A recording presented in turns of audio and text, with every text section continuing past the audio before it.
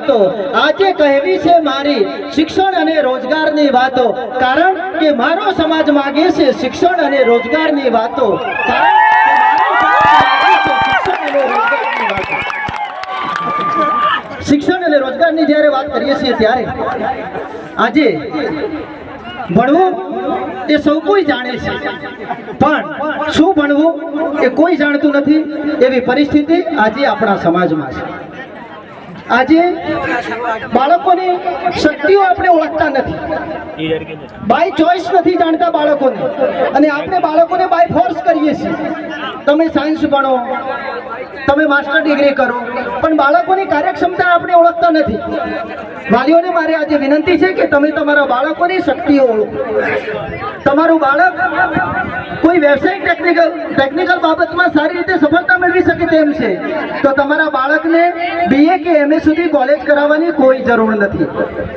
હું ગ્રેજ્યુએશન સુધી કોલેજ કરતા વ્યવસાયલક્ષી ITI ને વધુ પ્રાધાન્ય આપું છું। આજે સૌથી વધુ બેકારી જોવા મળે છે તે MA અથવા MA BEd થયેલા વિદ્યાર્થીઓને સૌથી વધુ બેકારી જોવા મળે છે। એના કરતા 10મું કે 12મું પાસ કરીને તમારામાં કોઈ જો વ્યવસાયલક્ષી કૌશલ્યની તાકાત હોય તો તમે એમને ટેકનિકલ લાઈન તરફ વાળો, તમે એમને ITI ની દિશા બતાવો, એ ક્યારેય બેરોજગાર નહીં રહે। હું કોલેજ શિક્ષણનો વિરોધ નથી કરતો મિત્રો, પણ તમારું લક્ષ્યાંક ક્લિયર હોય કે મારે માસ્ટર ડિગ્રી કરીને મારે પ્રોફેસર બનવું છે, મારે GPSC કરવી છે, એવો તમારો લક્ષ્યાંક ક્લિયર હોય તો તમે તમારા બાળકોને માસ્ટર ડિગ્રી કરાવી શકો છો। બાકી ITI આવનારા સમયની અને વર્તમાન સમયની સૌથી મોટી માંગ એ વ્યવસાયિક શિક્ષણ છે। વ્યવસાયિક શિક્ષણ તરફ આપણા યુવાનોએ આગળ વધવું પડશે।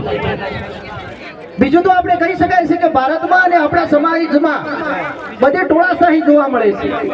જો આપણે શિક્ષણ મેળવેલું હશે તો મહાત્મા જ્યોતિબા ફૂલે સરસ વાત કરી છે, शिक्षा में उतनी ताकत है जो सही को सही और गलत को गलत कहने की क्षमता विकसित करती है। आज युवानों में जागृति આવી છે એનું કારણ જ આ છે।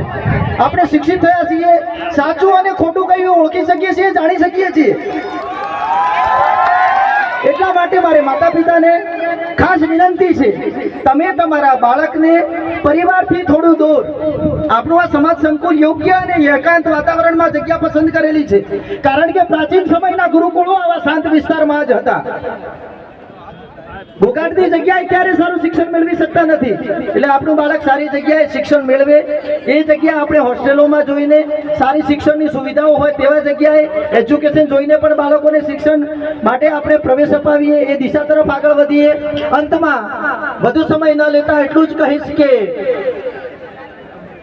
आसमान हमसे नाराज है, आसमान हमसे नाराज है, तारों का गुस्सा बेहिसाब है, तारों का गुस्सा बेहिसाब है, वो सब आज चल रहे हैं, वो सब आज चल रहे हैं, क्योंकि आज हम विश्व आदिवासी दिन मना रहे हैं, क्योंकि आज हम विश्व आदिवासी दिन मना रहे हैं, क्योंकि हम इस देश के मूलवासी हैं, हम इस देश के मूलवासी हैं, इसलिए आज हम विश्व आदिवासी दिन मना रहे हैं।